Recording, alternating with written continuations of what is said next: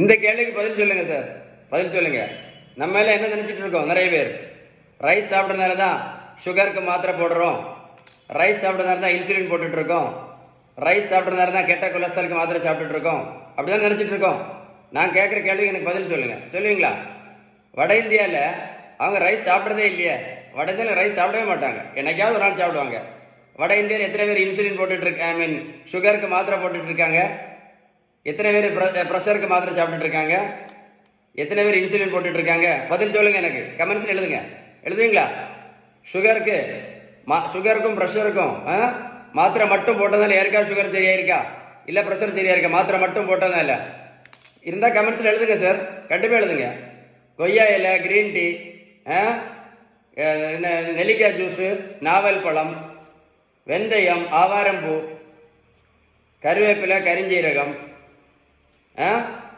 நான் சொன்னேன்ல நல்ல உணவு தான். இதெல்லாம் சாப்பிட்டதுனால யாராவது சுகர் மாத்திரை நடத்தியிருக்காங்களா, இல்லை யாராவது ப்ரெஷர் மாத்திரை நடத்தியிருக்காங்களா, இல்லை யாராவது கெட்ட கொலஸ்ட்ரால் மாத்திரை நடத்தியிருக்காங்களா, இல்லை யாராவது இன்சுலின் நடத்தியிருக்காங்களா?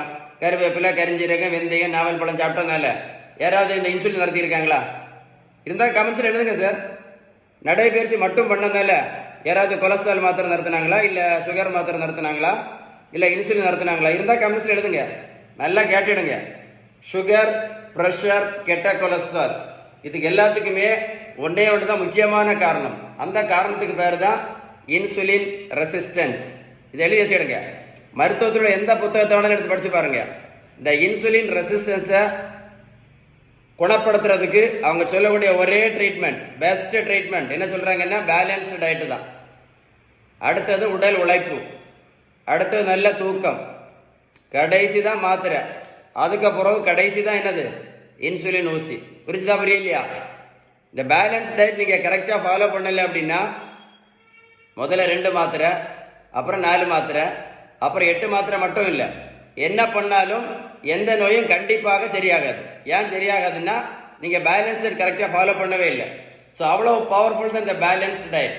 நான் சொன்ன இன்ஃபர்மேஷன் உங்களுக்கு உண்மையிலே யூஸ்ஃபுல்லாக இருந்தால் கமெண்ட்ஸில் OAS அப்படின்னு டைப் பண்ணுங்க. வீடியோ லைக் பண்ணி ஷேர் பண்ணிங்க அப்படின்னா இந்த வேர்ல்டில் நிறைய பேருக்கு யூஸ்ஃபுல்லாக இருக்கும். மறக்காமல் ஷேர் பண்ணுங்கள். ஷேர் பண்ணுவீங்களா? லைக் பண்ணி ஷேர் பண்ணுங்கள். Okay, stay tune.